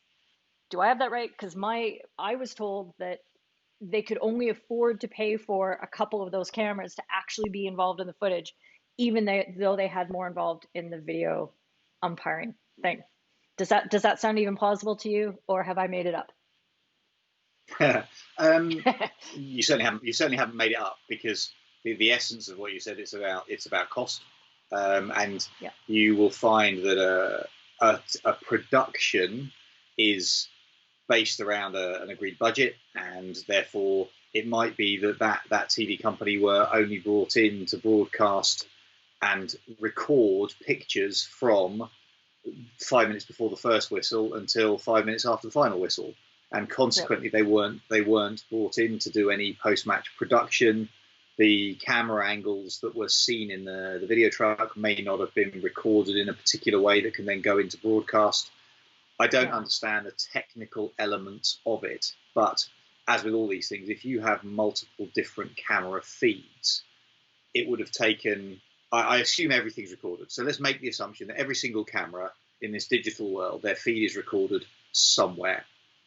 Yep. Could an entity have bought all of that feed and then taken it away and cut it and edited it and produced some kind of an analytical program, video, whatever, at some later point?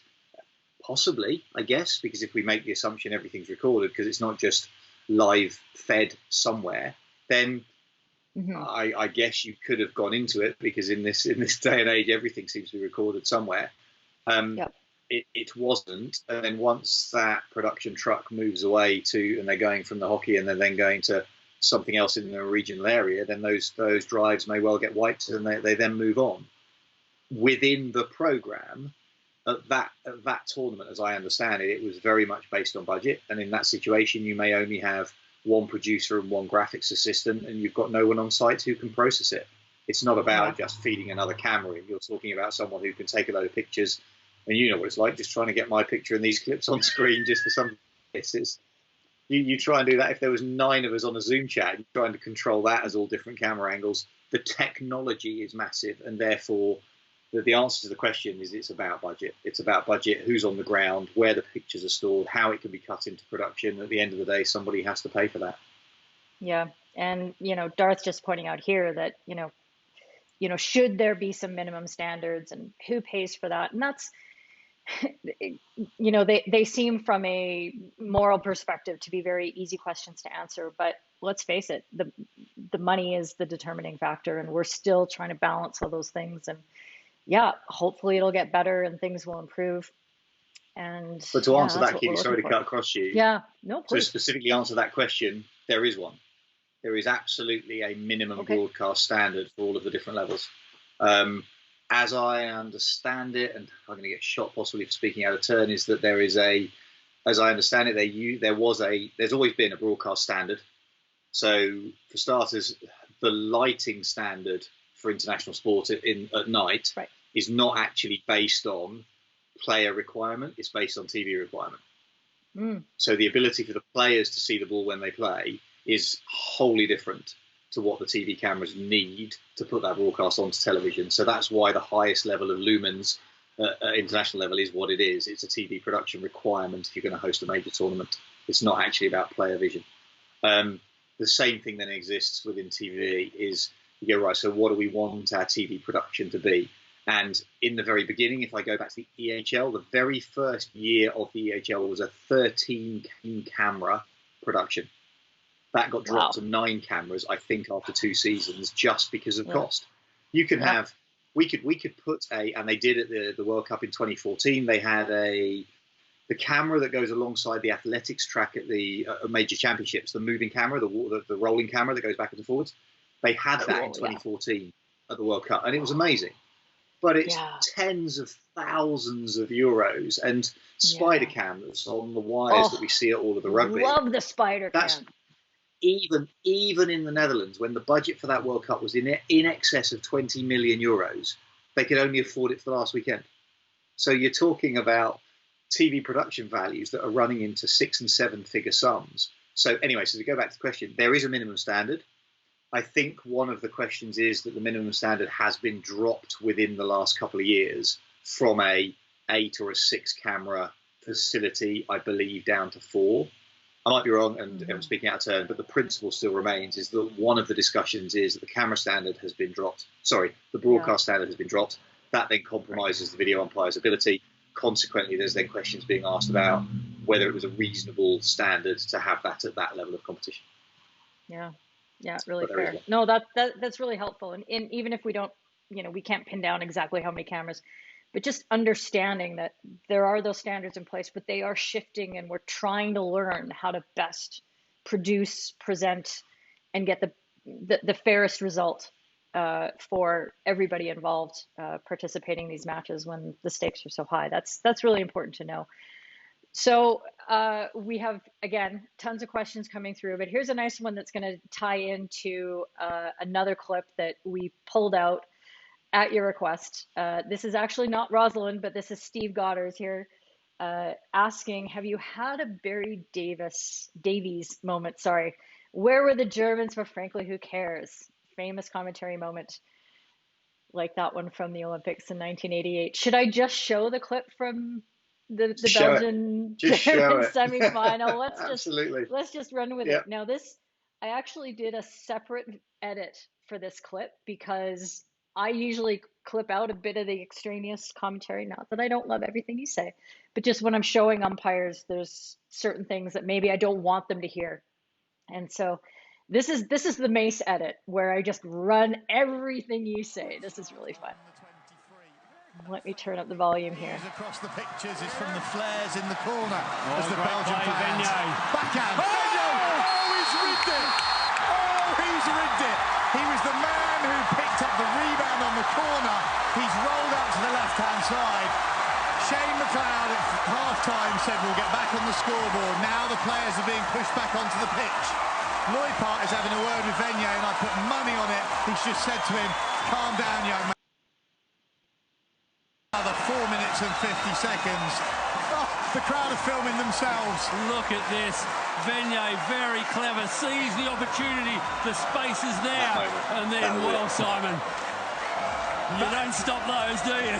Well, you don't stop that. That might have hit that Ali in the chest. The cleverness of the free hit. If we see that again, watch the dummy that Germany get caught. Zwicker now trying to tell his team that they still have time. Charlier saying, let's just keep this tight. Bocard trying to extol his team to something different. Oh, well, I get goosebumps, and I'm an umpire. I don't have emotions, and I don't have a soul. So how did you feel when you were going through that? I was commentating. Oh, I mean, well, for starters, I mean, I'd offered. So I normally do the colour commentating role, as we've discussed already. And we were at the Euros. Nick Irvin was leading everything, and he very kindly or decided he couldn't lead comms on every single game of the entire European Championships. So he handed some out to myself and Kate Walsh and Helen. And I was working that game particularly with a guy called Todd Williams. And I was on lead. And it's that difficult balance that you're changing your role, and you're used to talking through the skills, the interpretation, and suddenly you're on play-by-play, and suddenly you've got a running order in front of you, and you know when stuff's going to happen, and you've got to be saying the right things at the right time and trying to not over-talk it. And then you're in the middle of what is the best game I've ever commentated on. And it was just mad because the Belgians were insanely good the whole competition. Everybody was predicting that they would win it. It would be relatively uncontested. And then the Germans came out to a 2-0 lead. Vincent van Asch, best goalkeeper in the world, didn't have a great early part of that game, let a couple of goals in that he wouldn't be happy with. And suddenly we're like, oh, there's an upset on the cards. And allegedly, at the halftime team talk, they went inside and the Belgians were talking. They went, it doesn't matter. They were absolutely chilled. And they were like, we're going to win. We believe we're going to win. We're good enough to do it. And they slowly crept back in. And then Venier, just with the most ridiculous dummy free hit, was brilliant. Absolutely brilliant. The German guy steps into his space. He drives past him. And that was my Barry Davies moment. Todd and I text every now and again and just go, do you remember it? We do. And we were on our feet. Normally, and I commentate big games, you commentate standing up because then you can almost jump around like lunatics. There was a guy from an ex-Belgian international in the box next to us, and he was going off on one, absolutely. And what we don't see in that clip, and the Barry Davies moment, actually, if anyone wants to go and find it, it's a slightly longer clip, and I couldn't find it. But actually, when the goal goes in, the fireworks go off behind the goal. And after I said, he's rigged it, he's absolutely rigged it. In one of the bits of comedy, I've just lost the plot completely. I said something along the lines of, the fireworks have gone off, the crowd's gone off, the roof's come off, the whole thing is going nuts. And I just literally, and you are just talking absolute nonsense. And I talked about trying to articulate a thought. I have no idea what's going on. And it then turned into the most incredible game of hockey that if anybody ever wants to know why they should watch hockey, just sit down, watch that game and go, there we go, job done. And you can do it from any kind of analytical process, passion, individual skill, everything. It was a packed stadium, and I don't think. And when I was in Rio, GB Women, when I was pitch side when the GB Women won it, obviously from a patriotic perspective, but I wasn't in the box. I was interviewing and that kind of thing. So you've not been in every single moment of the game. And that one was, we finished it, and so and then we sat down and went, should we go for a beer, and just sat staring at each other with nothing to say. You've run out of words. You've given it everything that you possibly can, and it will go down forever as, that's my Barry Davies moment. And it was brilliant. Very cool. My favorite part was when you said, and the crowd are filming themselves. And I just thought that was like your Ghostbusters moment where Bill Murray's character is like, dogs and cats living together. Like, this is the most chaotic thing that could happen. The crowd are filming themselves. I love that. There you go. And I think you really, that moment is, yes, absolutely a Barry Davies moment, because it's entrenched everything. I think every hockey fan has watched that game at least once or twice. I've watched it 3 times. Absolutely loved it. And, thanks for your contribution to that, because, like you said, injecting that emotion and that in the right times, it's absolutely crucial. So let's turn to a few more questions, because we are getting on in time. You've been incredibly generous with all of this, but there are a couple of important ones that I want to get to. Here we go. Tomo asking, from a commentator's perspective, what sets a great umpire apart from just a good one? Hashtag asking for a friend. Oh, Tomo, here we go. I won't do what various people, both you and I, Keely, have had lots of banter coming through, so I'll be polite on it. I think what do I think? I think it's very similar to commentary. I think we're looking for umpires who let the games breathe between the 23s. Just let it play. There's not a lot that goes on that needs to be controlled hard. It's a light touch. It's a communication role. It's a word in the ear of the player who runs past you. That's a little bit strong. You wind that in, whatever it may be. It's a relationship building exercise. And it's the same for commentary. You can't throw all of your energy into stuff that doesn't really matter. The intensity needs to ramp up as we get into the 25s, 23s, and then for me, the on-field umpiring and the video umpiring is clarity of communication. We communicate well. There's a composure. I believe, and I'm not certain it's something that everybody agrees with at a national level, an administrative level, for want of a better word, is that it's about communication. It's about clear messages. It's about the ability to emotionally diffuse a situation, but explain what's happening, and be really clear about it, and therefore be clear, be strong, be decisive, and build those relationships around the game. Because in my opinion, what I hate what I hate to see and I've always hated to see is when you go into a clubhouse at the end of a game, is that you've got a table with the home team, a table with the away team, a table with the umpires. And it comes back to, I firmly believe that players have a responsibility to pick up their beer and go and sit on the umpire's table and have a conversation about broadening their understanding. Why did something happen and why didn't it? And at that point in time, if it's possible, and it wouldn't have been possible at the end of the Canada Island scenario, I get it. If there is emotion that surrounds a particular game, that needs to be diffused. But in a general scenario, find a moment to have a conversation. Mo Furster was the best at it. Barry Middleton was the best at it. They just had a relationship that was developed. Don't get me wrong, they're both insanely good interstellar players who played over 300 times both and 400 times in Barry's case for his country. They're going to be listened to. But if as a player, I'm going to put it out there, people will criticise me for my language. As a player, don't be a dick. Nobody wants that. You just have a conversation. Go in the bar afterwards, pick up a beer, go and understand, but understand in a conversation that you're not trying to win. If you go and sit at an umpire's table with a beer and then try and win that conversation, it's pointless. There is nothing to win at that point. So I think, therefore, if you can, if Tomo, to go back to, I mean, and you've got a great relationship with lots and lots of players, but I think for the bigger community who are listening, if it's a light touch between the 25s, it's clarity in the 23s, 25s, whatever it may be, it's a dialogue with the players, and it's relationship building around the game. If you can create that, then you will, A, buy yourself some slack in certain situations, and B, you will generate credibility. Yeah, absolutely. I agree. And I think what's really interesting about watching the top level matches that you're commentating is that there definitely is that, even that relationship between the communication that the umpires are giving on the pitch. I think it's crucial that you have access to the umpire's feed in the audio, and for the fans at home to be able to hear that when they're watching a game. I think it's really important because, again, it's that transparency and that explanation that helps you guys understand where the umpire is coming from. Obviously, they're trying to help the players understand where they're coming from, and then the fans at home can hear, all right, that's what the umpire is seeing from where they are. We saw something different on the camera angle, but hey, that's the way it goes. Or, oh, I understand why they're making that decision not to card in that situation, but they are issue a warning and all that sort of things. So yeah, again, we come back to it again and again on Umpire at Home, and it's really about communication, and it's all of these pieces communicating together, commentating, umpiring, players, coaches, staff, before the games, after the games, in the bar, in the airport, all those sort of things. So really important, and I'm glad you see it that way.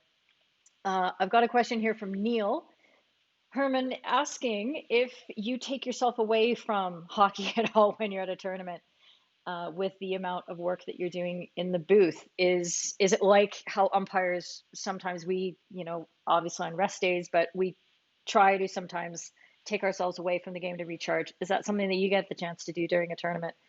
I'm guessing no. Yeah. Again, I'm a bit of a hockey nut. However, in terms of to go away and recharge, no.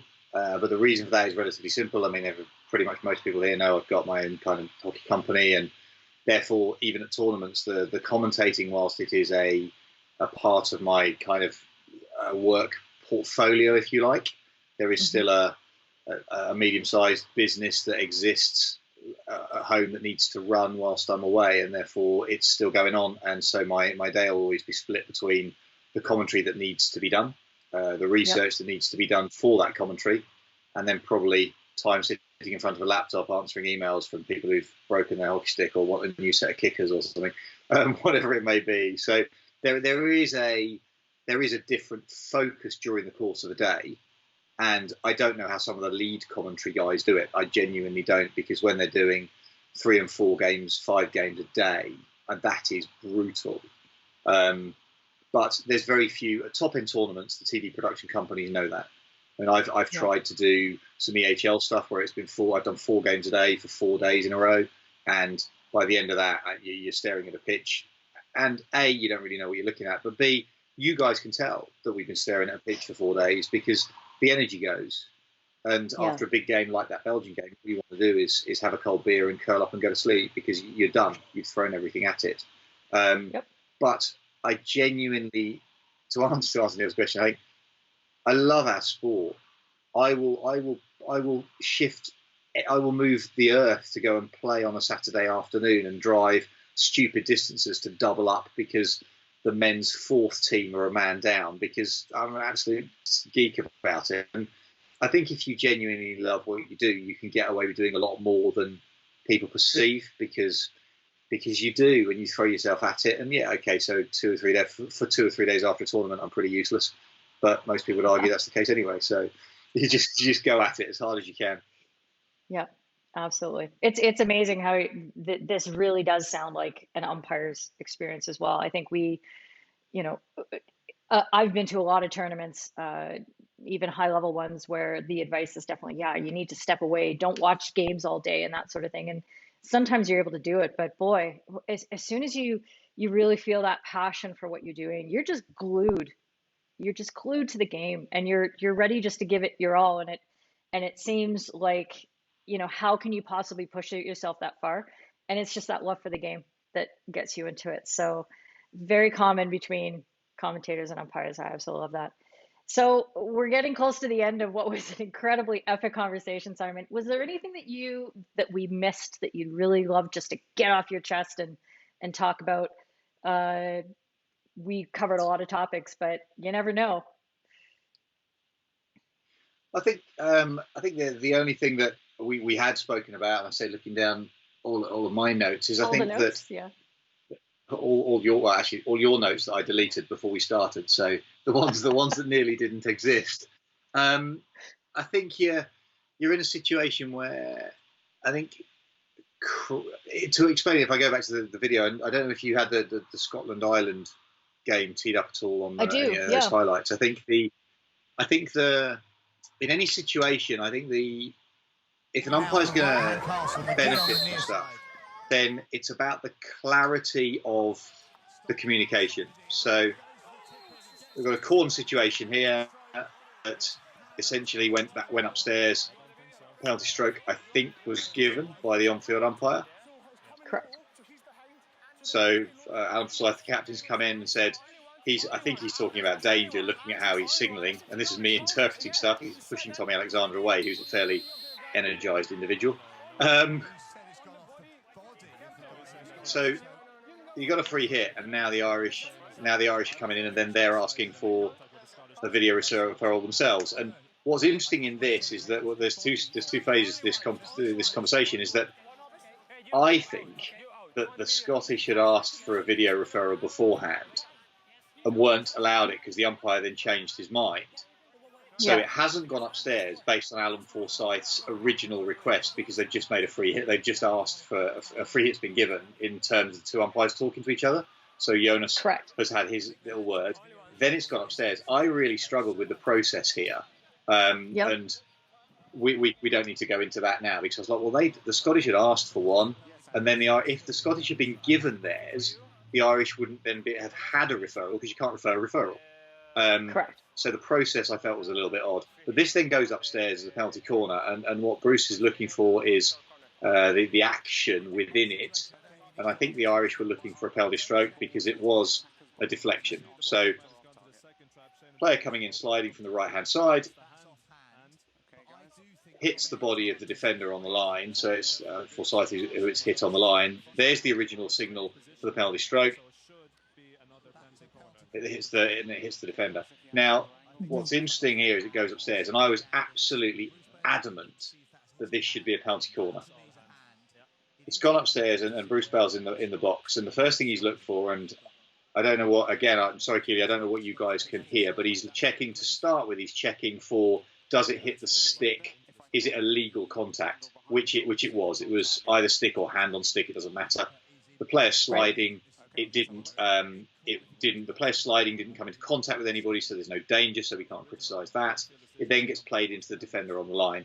Alan Forsyth's original question was about height. I think the height is irrelevant because he's down on his knees. It's a deflection. You're allowed to deflect it towards goal. Blah blah blah. For me, the big thing here was about the goalkeeper position behind the defender. So I'm reading Bruce's lips. I have a decision for you. Yep. And I think he said it's called a stroke. Now, my issue with that was in the communication from the video umpire, you've got a sequence of analyses. That's not the right word. Analyses, whatever it is, doesn't matter. They pay me the big bucks to come up with words, and I can't even remember the right ones. So you've got the contact with the sliding, the deflection point. You've got the contact point with the the player on the line. Then from the behind the goal camera, you've then got a picture of a goalkeeper who, in my view, is completely in play. Mm-hmm. Now, there was no angle in that showed that the ball that was going at goal was missing the goalkeeper. So if you are looking for a decision that is black and white, which is what the video umpire process is, do you have enough angles to give a particular thing? So in my mind, no, you don't. In that instance, you can't say categorically that that shot was missing the goalkeeper. The fact that the goalkeeper is behind the player on the line and in play, it wasn't like Tommy was off to the right-hand side of the goal. As a goalkeeper, he's done absolutely what you expect. You set your post player in front of the goalkeeper so you can always argue or dispute this point. It's then hit the lineman. There's no dispute of that. For me, that's a nailed-on penalty corner. Yep. So ignoring the process issue. And Bruce went through sliding player, hit the person on the line, not high, with no mention of goalkeeper. And so you then go, well, hang on, you've just missed the greatest lump of foam in your interpretation. So if you are going to sell a decision, I think the clarity of the entire process is really important. Because if he then said, I've seen the goalkeeper, they're not in play, okay, I disagree, but at least I now think that you've looked at them, as opposed to them being an irrelevance, which that then compromises the integrity of that particular decision. And I do know in that commentary I was relatively hard about what I thought it should be. And I'm fairly certain Davey Hart, who was injured, was sitting next to me, and he was also two goalkeepers really sitting there. And Tommy has never stopped telling me how it was definitely not a card stroke. But that, again, is a decision that's cost people relegation. That's a relegation decision. And there are emotions, and it continued to rumble on. But if we look at that decision influenced the outcome of that game, but we didn't get, it is the Irish, we didn't get the vitriol afterwards in the same manner as the Ireland-Canada game. So it does show and highlight the importance of how anything to do with the Olympics is elevated just that extra step further. Yeah, absolutely. And two things I pull out of what you just said there, Simon, is that there's questions about the process and how it all kind of went upstairs. And Ali talked about it. Ali Keogh talked about it last week. Ayanna talked about it. Adam Kearns talked about it when he was on. And we talked about the actual governing the way in which the decision gets sent up to the video booth is really important. So what happened there is Andres had, Jonas in his ear, probably while he was having the conversation with Alan, saying, hey, actually, that was a free hit out for danger. And so there's a specific process and order by which the umpires are trying to stick to. So when they make a big decision and there looks to be some questions that might be coming their way, the first thing that they're supposed to do is to just pause for a moment and check with their colleague. And that's the first thing they should do. Did you see something different? And if they say, yeah, it was clearly this, then that's when they change their decision, which is ultimately what happened with Andres. But the problem was he was getting that question from Forsyth at the same time. And that made it look as though it was Alan telling him it was the other way and him just agreeing with that. And he tried to demonstrate, yep, thank you. And he did the whole thumbs up and the cheers, Jonas, but it didn't quite sell properly. And then, like you said, it came back that then the Irish wanted to have their referral.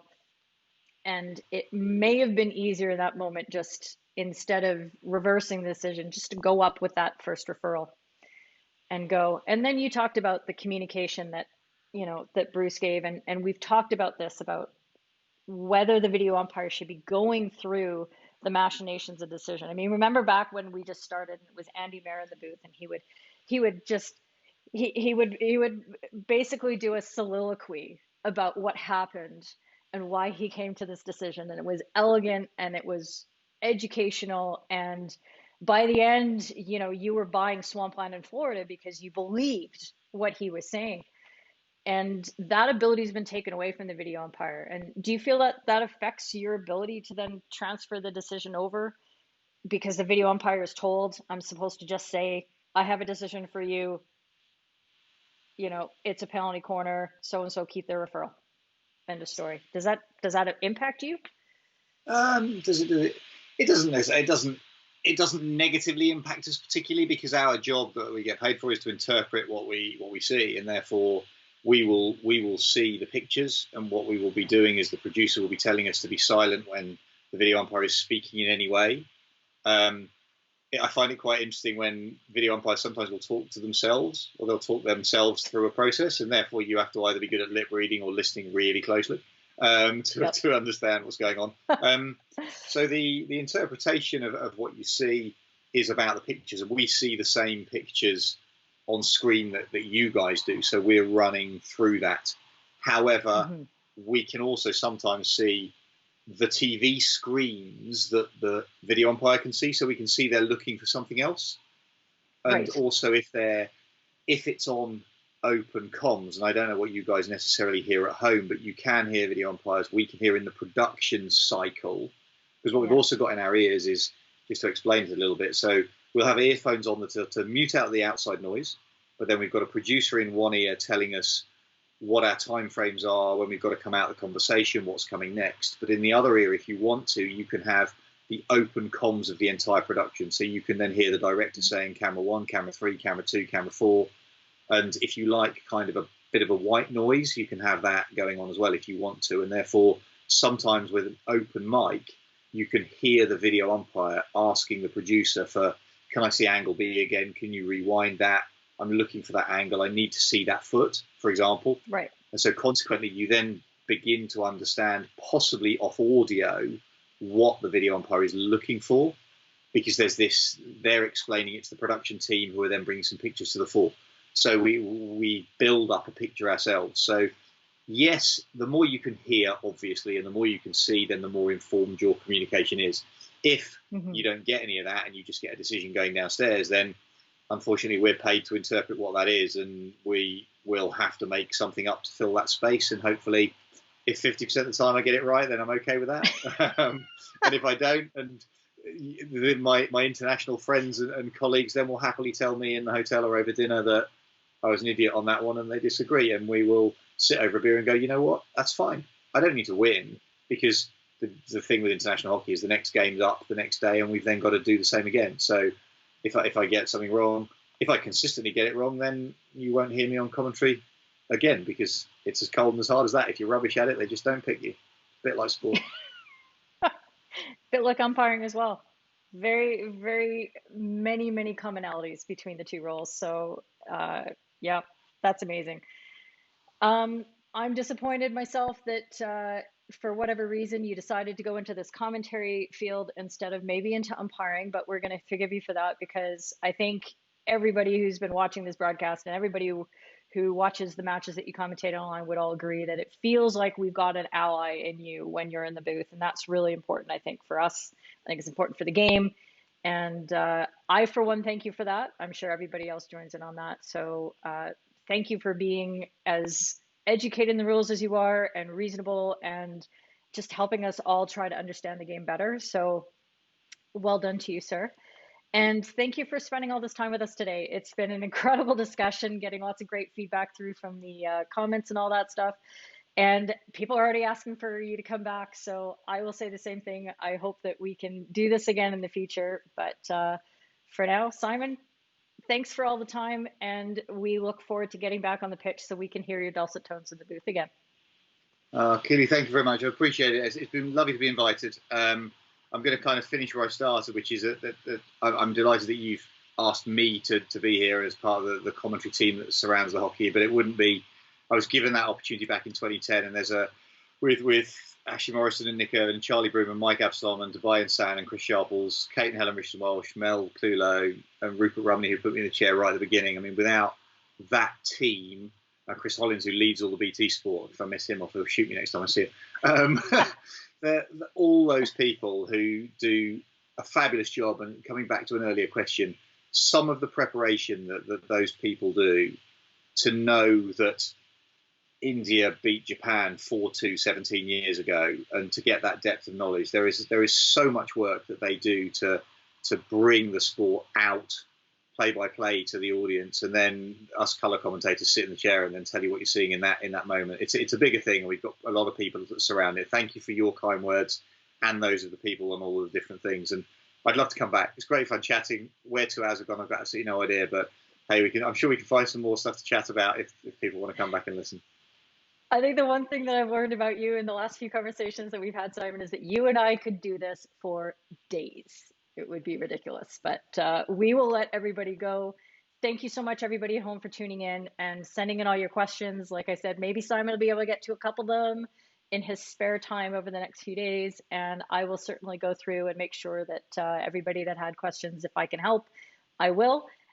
Thanks for tuning in to Umpire at Home. We will see you again next week, and have a great day. Stay safe at home.